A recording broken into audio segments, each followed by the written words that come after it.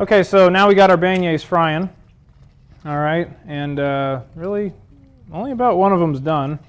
So I'm going to turn up the oil just a bit again to make sure these cook all the way through. So when they're done, that'll do. That's a nice one.